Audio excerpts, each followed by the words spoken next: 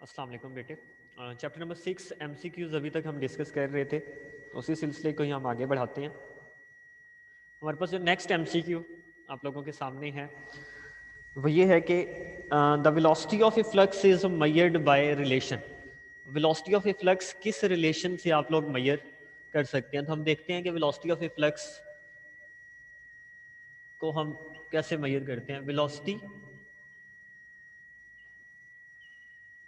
Sometimes velocity की जगह word use हो सकता है स्पीड का। तो velocity of a flux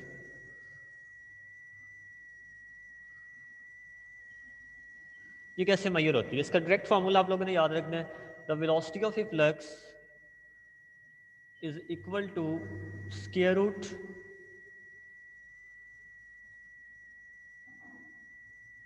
to g h one minus h two. ये इस स्क्वायर रूट के इक्वल होते हैं। अब अगर आपके पास एच टू जीरो है तो हम कहते हैं h one minus h two is equal to h. ये कब? अगर ये वाली हाइट आपके पास जो होल है वो बॉटम ऑफ द टैंक के ऊपर मौजूद है तो हम सिर्फ एच ही कंसीडर करेंगे, तो वो बन जाएगा ये। तो वेलोसिटी ऑफ फ्लक्स का फार्मूला क्या बन जाएगा? Square root to g h. तो ये दोनों फार्मूलाज हैं वेलोसिटी ऑफ फ्लक्स के, ये भी और ये भी। तो ये आपने स्पीड ऑफ फ्लक्स या वेलोसिटी ऑफ फ्लक्स का फार्मूला याद रखना है, ये होता है। देन हमारे पास एमसीक्यू है, if the radius of droplet becomes half then its terminal velocity. तो सबसे पहले तो टर्मिनल वेलोसिटी का फार्मूला पता होना चाहिए। टर्मिनल वेलोसिटी का एक फार्मूला होता है two rho g r square over 9 eta. इसको कह लें इक्वेशन नंबर 1। अब हमारी कंडीशन क्या है? जो हमें कंडीशन दी गई है, हमें कंडीशन ये दी गई है कि आर कितना हो जाता है? हाफ हो जाता है, मतलब आर बाय 2 हो जाता है। इक्वेशन नंबर 1 में पुट करेंगे तो अब इस टर्मिनल वेलोसिटी को मैं लिख सकता हूँ v terminal dash is equal to two rho g, r की जगह आर बाय 2 का स्क्वायर ओवर 9 ईटा। ये क्या बन जाएगा? ये बन जाएगा two rho g r square, two rho g r square divided by 2 का स्क्वायर 4 ओवर 9 ईटा। अब मुझे ये लग रहा है 4 एक्स्ट्रा है तो इस 4 को बाहर ले आते हैं, वो बन जाएगा 1/4।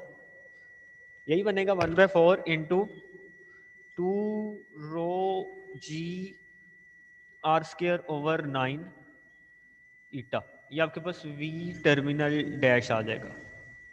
अब मुझे पता है ये वाली जो वैल्यू मेरे पास आई है फ्रॉम इक्वेशन 1, ये तो बराबर थी टर्मिनल वेलोसिटी के। इक्वेशन 1 यही बताती है कि वी टी के बराबर है, तो इसकी जगह क्या लिख दिया? V terminal. इस चीज़ का मतलब आपकी जो टर्मिनल वेलोसिटी है वो कितनी हो जाएगी? वो बन जाएगी 1/4। इस चीज़ को क्या लिख कहते हैं? हम कहते हैं टर्मिनल वेलोसिटी बिकम 1/4। वो 1/4 हो जाती है। तो एक चीज़ तो आप लोगों ने ये याद रखनी है कि रेडियस को चेंज करने से टर्मिनल वेलोसिटी पे इस तरह से इफेक्ट पड़ता है। अगर रेडियस डबल करेंगे तो 4 टाइम्स इंक्रीज हो जाएगी, हाफ करेंगे तो 4 टाइम्स डिक्रीज हो जाएगी।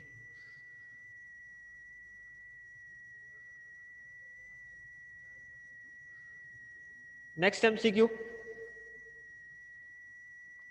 एमसीक्यू की स्टेटमेंट ये है, the terminal velocity of a drop is proportional to square of. Formula मुझे बता रहा है terminal velocity is proportional to square of radius. ये गालबन हमने कल भी डिस्कस किया था। आई फिर देख लेते हैं इसको कि टर्मिनल वेलोसिटी फार्मूला मुझे बताता है कि जो टर्मिनल वेलोसिटी है वो प्रोपोर्शनल है स्क्वायर ऑफ द रेडियस की। नेक्स्ट हमारे पास है let A is the area of cross section of pipe, V is equal to speed of fluid, then AV is called। अब देखिए इस AV को, A आपके पास एरिया है, V स्पीड है। मैं चाहूं तो ऐसे लिख सकता हूं A और स्पीड की जगह distance over time.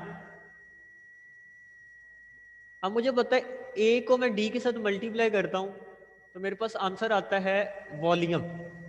Area into third dimension over time. और जो वॉल्यूम ओवर टाइम किस चीज के इक्वल है, इसको हम बोलते हैं वॉल्यूम फ्लो रेट। इसको हम बोलते हैं वॉल्यूम फ्लो रेट। तो इस चीज का मतलब ये हुआ कि इक्वेशन ऑफ कंटिन्यूटी में the product of speed and area is equal to volume flow per second और volume flow rate.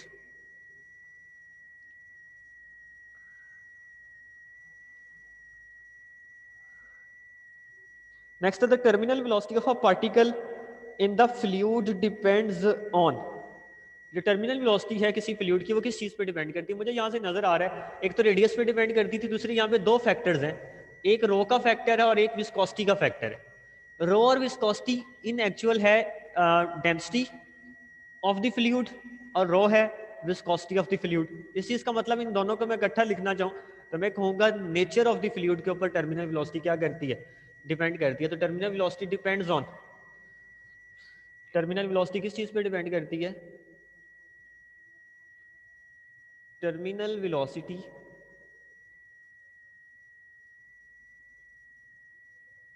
Depends on nature of the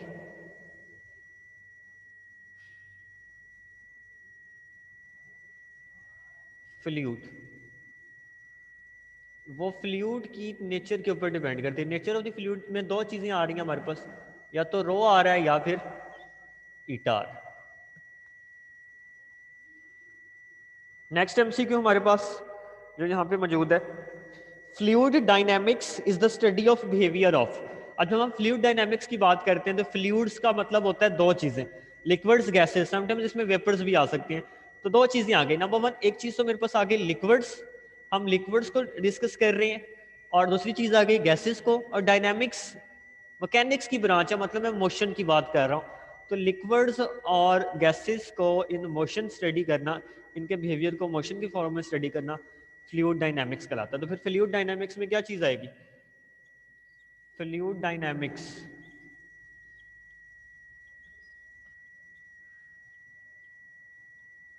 ये इन एक्चुअल क्या है, ये है study of behaviour of liquids and gases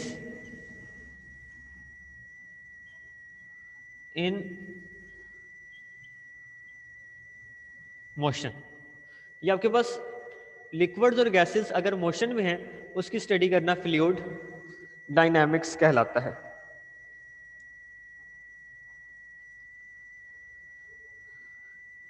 next आपके पास MCQ है, Stokes law holds for bodies when they have. Stokes law किन bodies के लिए वैलिड होता है, आप लोगों ने याद रखना है, Stokes law is valid for spherical shaped objects only. अगर बॉडीज की शेप स्फेरिकल है तो स्टोक्स लॉ वैलिड है, अदरवाइज वो वैलिड नहीं होता। हम स्टोक्स लॉ के लिए क्या लिखेंगे, स्टोक्स लॉ वैलिड किसके लिए,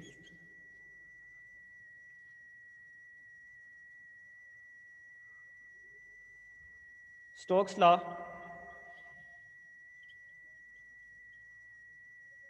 holds for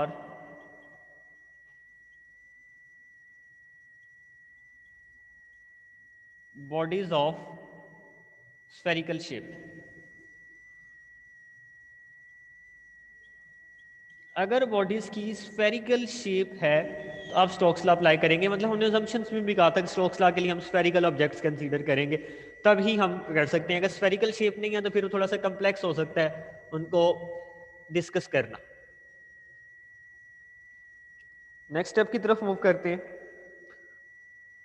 कहते हैं laminar flow occurs at speeds. Laminar flow किस स्पीड पे अकर करता है, याद रखना है।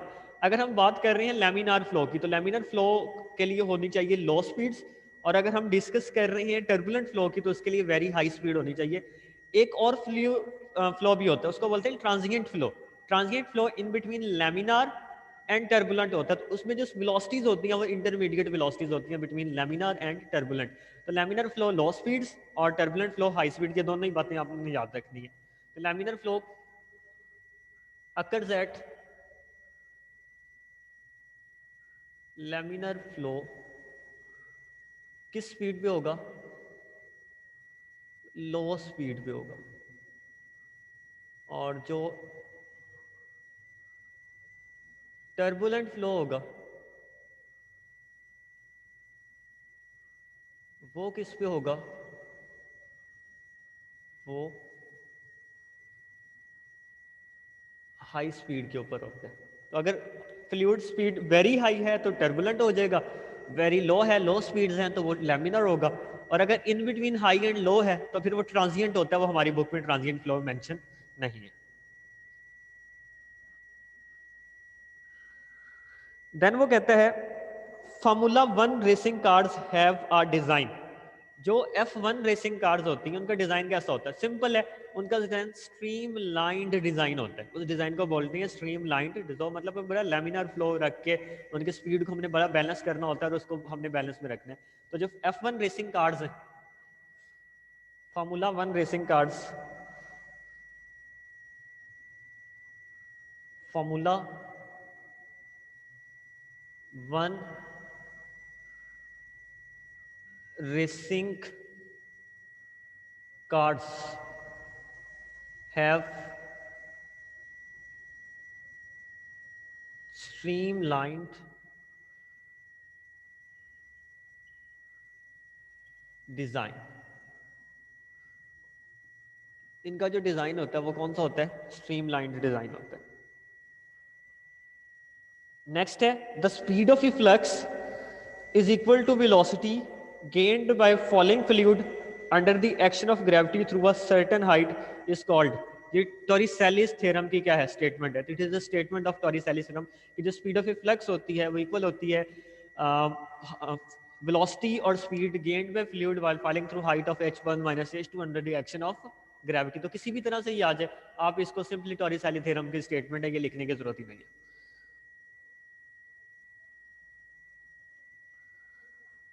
नेक्स्ट आपके पास है a 10 metre high tank is full of water, a hole appears at its middle, the speed of efflux will be. ये कुछ ये सिनेरियो है आपके पास।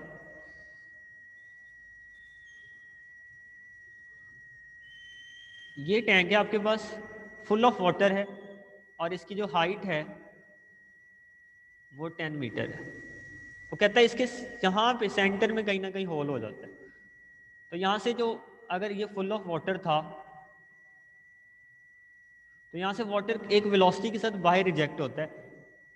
ये जो आपके पास बनेगा हाइट वो कितनी बनेगी? 5 मीटर। इसको हम कह लें h2 is equal to 5 metre. तो किस स्पीड के साथ, यहाँ पे स्पीड v1 होती है, ये स्पीड v2 होती है, ये बाहर फ्लो करेगा। हमने पढ़ा हुआ v2 is equal to 2g h1 minus h2 का स्क्वायर रूट, ये स्पीड ऑफ इफ्लक्स होती है। g की वैल्यू मैं अपनी आसानी के लिए 10 पुट कर रहा हूँ। हाइट 1 10 है और हाइट 2 कितनी है? 5 है। 2 इंटू 10 20 और 10 माइनस 5 5। ये आपके पास आ जाएगा स्क्वायर रूट 100, ये v2 आ जाएगा। और स्क्वायर रूट 100 होता है 10 ms माइनस 1। तो ये आपके पास क्या होगी? स्पीड ऑफ द फ्लक्स होगी कि इस वेलोसिटी के साथ फ्लूइड क्या करेगा? बाहर निकलेगा। देन अगेन सेम एमसीक्यू है, लेकिन वो कहता है कि 20 metre high tank is full of water, a hole appears at its middle, the speed of flux will be. Same, इसको भी देख लेते हैं। सेम यही है लेकिन जस्ट हाइट का डिफरेंस है। अब वो क्या कहता है? वो कहता है सेम इसी तरह का टैंक है आपके पास, लेकिन उसकी हाइट कितनी है?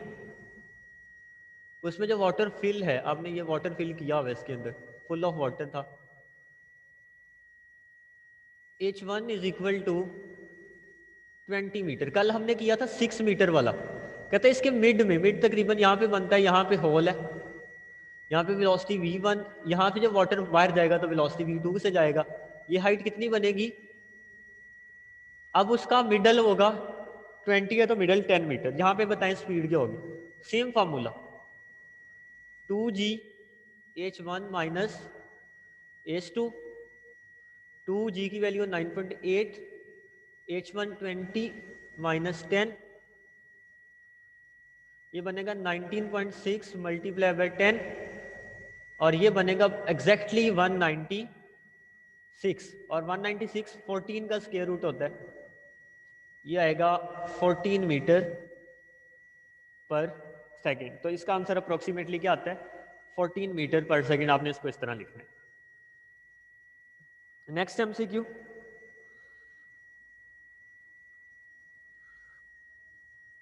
अब एंट्री टेस्ट लेवल के कुछ एमसीक्यूज हैं एमडी कैट।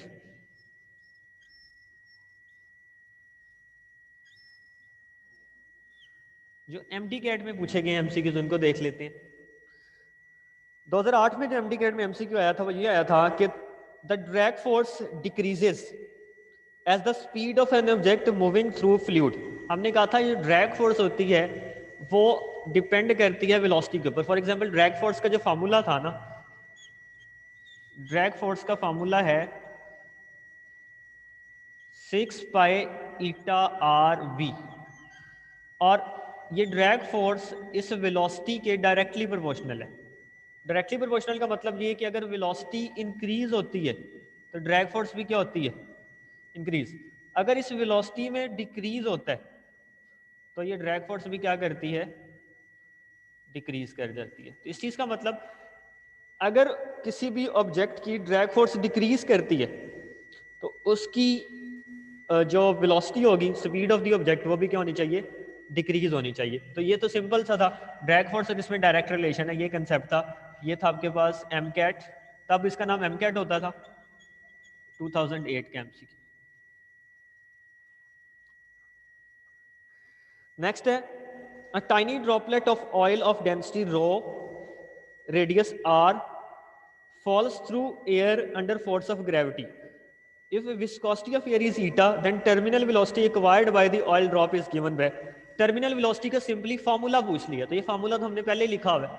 ये फार्मूला आपके पास किस चीज का, टर्मिनल वेलोसिटी का। फार्मूला क्या है, 2 रो g r square over 9 eta. ये एम कैट 2009 का एमसीक्यू है कि टर्मिनल वेलोसिटी का आप क्या बताएं, फॉर्मूला बताएं। देन वो कहते हैं an object having spherical shape of radius r experiences are retarding force F from a fluid of coefficient of viscosity eta when moving through the fluid with speed v. What is the ratio of retarding force to speed? Retarding force और speed की ratio किस चीज की equal है, same यही वाला है कि ये retarding force divided by speed करें, इन दोनों की रेशो किस चीज के इक्वल आती है, देख लेते हैं इसी चीज को ही। फॉर्मूला तो सेम है हमारे पास,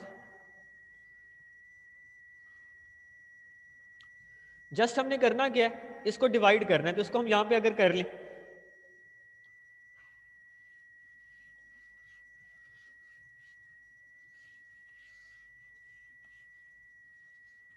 देखते हैं जरा, अगर हम उसी फॉर्मूले को लिखें, drag force is equal to 6 pi eta r v, तो the ratio of drag force to speed is equal to 6 pi eta r. ये इसका आंसर आ जाएगा कि ड्रैग फोर्स और स्पीड की रेशियो किस चीज के इक्वल आ जाएगी, 6 पाई ईटा आर के इक्वल आ जाएगी। ये एमडी कैट 2011 के एमसीक्यू है, M CAT 2011। Stokes law for steady motion in fluid for infinite extent is given by, again यही वाला आपसे पूछ लिया कि स्टोक्स लॉ का आपने क्या बताना है, फॉर्मूला बताना है। ये वाला एमसीक्यू आपके पास आया है 2012 एम कैट में। अब आपके सामने है कि किन टॉपिक्स को टच कर रहा है और कितने इजी एंट्री टेस्ट में भी।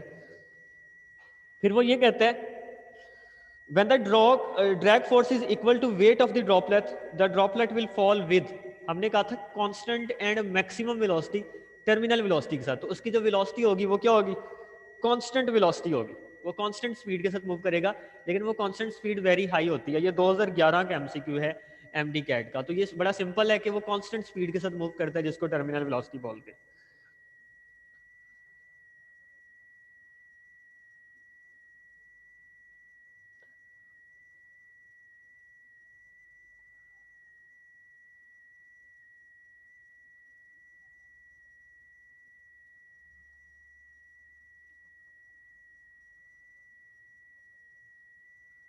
अगेन 2013 में स्टोक्स लॉ का फार्मूला यही वाला,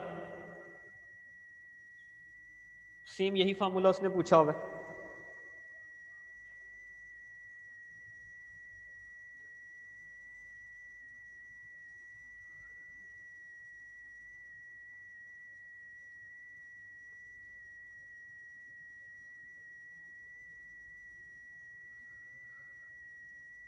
mess flow per second of the fluid is given by, mass flow per second को क्या बोलते हैं?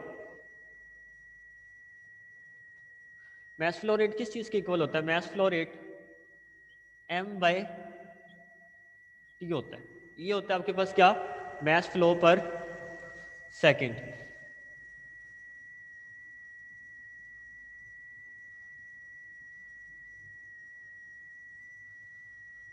अब आपसे पूछा गया है कि इस मैस फ्लो को आप कैसे डिफाइन कर सकते हो। तो इसको अगर हम इन टर्म्स ऑफ डेंसिटी लिखना चाहे तो डेंसिटी इक्वल होता है मैस पर यूनिट वॉल्यूम। मैं क्या करता हूं, इस वॉल्यूम को इधर जाके मल्टीप्लाई करता हूं, तो rho v is equal to m. मुझे मैस फ्लो चाहिए, दोनों तरफ टी पे डिवाइड कर देते, तो ये क्या बन जाएगा? डिवाइडिंग बाय टी, तो ये बनेगा rho v over t is equal to m by t. ये वॉल्यूम फ्लो रेट होता है। ये किस चीज़ के इक्वल होता है? Volume per unit time. और वॉल्यूम फ्लो रेट हमें अभी पढ़ा है, ये जो वॉल्यूम फ्लो रेट है ये एवी के इक्वल होता है। तो ये क्या बन जाएगा? Rho a v is equal to mass flow rate. तो ये भी ठीक है, ये भी ठीक है। तो मैस फ्लो रेट इस ऑप्शन के अकॉर्डिंग रो ए वी के इक्वल है, और ये 2015 एमकैट का एमसीक्यू है। कोफिशिएंट ऑफ विस्कोसिटी के यूनिट्स पूछे हैं। Same potential energy per unit volume किस चीज के इक्वल होती है? कल हमने कहा था बर्नौलीज इक्वेशन में pressure plus half rho v square plus rho g h, half rho v square kinetic energy per unit volume और rho g h potential energy per unit volume के इक्वल होता था। फ्लूइड इनकम्प्रेसिबल का मतलब density constant है। Bernoulli's equation में half rho v square किस चीज के इक्वल होता है? Kinetic energy per unit volume. ये हमने पढ़ा हुआ है, 2016 में ये आया था।